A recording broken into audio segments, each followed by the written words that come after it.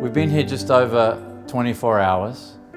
I would have to say it is without doubt one of the most emotional days of my life. This morning we met a family that had lost 2 boys. We then went to Shfayim, where we met with Ofer, the father of Aviv, who sadly, but most importantly, bravely died in the early hours of the fighting. Ofer is well known to the Jewish Agency, well known to Keren Hayesod. It was so unbelievably sad to see a colleague who has worked with victims of terror over many, many years. And now sadly, he's a victim of terror. At Shfayim, there were many, hundreds in fact, of evacuees from Kfar Aza. Something like 70 people, residents, families passed away. In the front of the hotel there's a chart of which time and where and who the burial ceremonies are sadly for.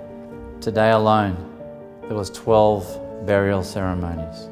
It was the most unbelievable experience to see so many people, not only unbelievably sad in bereavement, but also shifted from their homes, many of them with nothing. We then had the most harrowing experience of visiting a shiva house of not 1, not 2, but 3 young boys. All those boys, Adir, Matan, Eli, were great friends, great mates. 3 beautiful families are shattered, girlfriends are shattered, lives are shattered, emotions are shattered.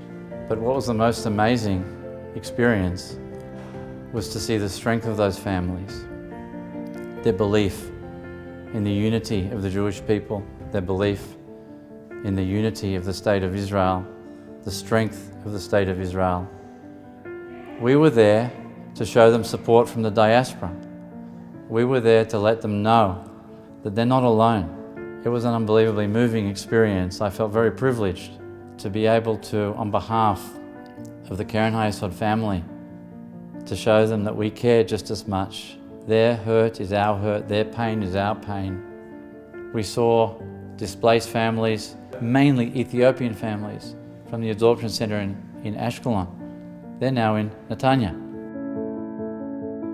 We went to the funeral today of Ophir Lipstein, the mayor of one of the municipalities in the south. But sadly, one of his sons, Nitzan, is badly injured and missing. So a mother today buried her husband. Thousands of people were weeping. It was the greatest honor to be there, to see Israel coming together, burying its dead, praying for its people to come home, and praying for the health of those who are badly injured. So today was an incredibly difficult day, but it brings home the work of Keren Hayesod. It brings home the work of its partner Jewish Agency in the starkest possible way. The Victims of Terror Fund is an immediate need. It's a gigantic need, and those 5,000 plus families need it. The 40,000 plus displaced people within Israel, they need our assistance as well. And I fear in the long term, Israel will desperately need the help of the diaspora.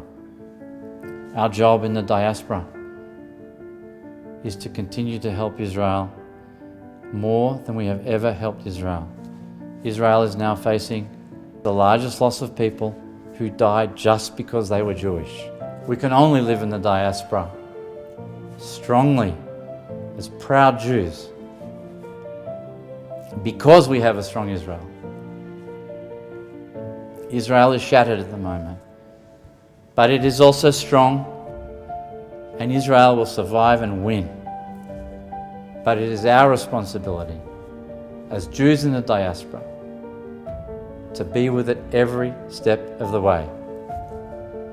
The bond between the diaspora Jewry and Israel is unbreakable, but now is a moment in time where Israel desperately needs our support emotionally, our support physically, economically, and financially. I urge you to support Israel in any possible way you are able to. Now is a moment where that partnership means more than it has since the establishment of the country. Now is as important a time as any other time in the history of Keren Hayesod, where Israel needs the support and we need to help them. So please give, and give generously of anything you're able to do. And then when we look at ourselves, when this is past and we've won as a people, we'll be proud of ourselves. Thank you.